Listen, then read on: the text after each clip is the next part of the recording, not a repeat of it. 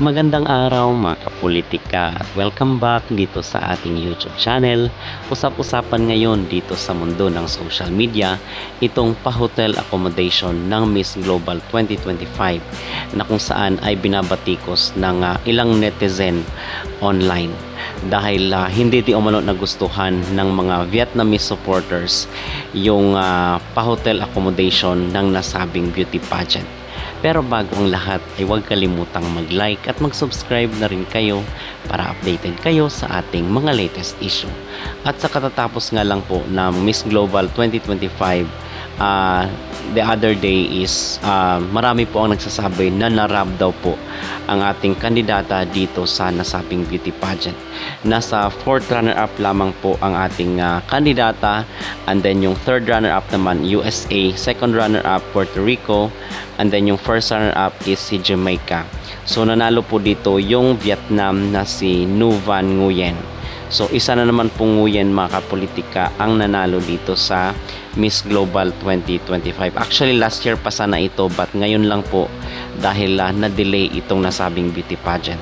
Yung ating kandidata naman is si Sena Ramos na ating pambato dito sa Miss Global 2024. So mga kapolitika, usap-usapan po at hindi po nagustuhan ng mga Vietnamese itong pa-hotel accommodation na kung saan ay andun sa Thailand.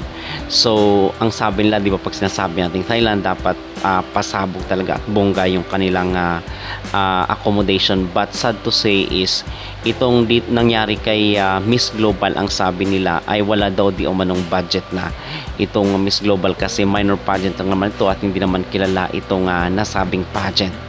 So ito pong Miss Global 2024 is hindi po natin ito nasubaybayan, so hindi natin ganoon kaalam ang mga kaganapan dito sa nasabing beauty pageant.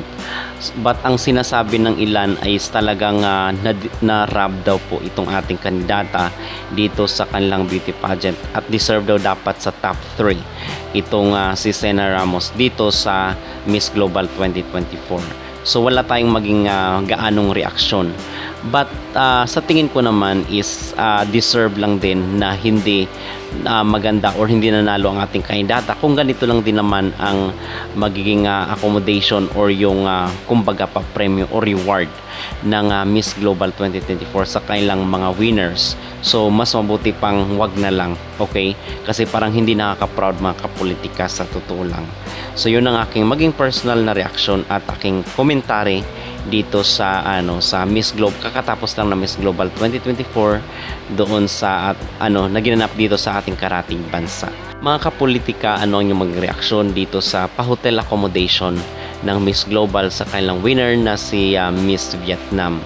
Mag-comment down below at huwag kalimutang mag-like at mag-subscribe na rin kayo para updated kayo sa ating mga latest issue.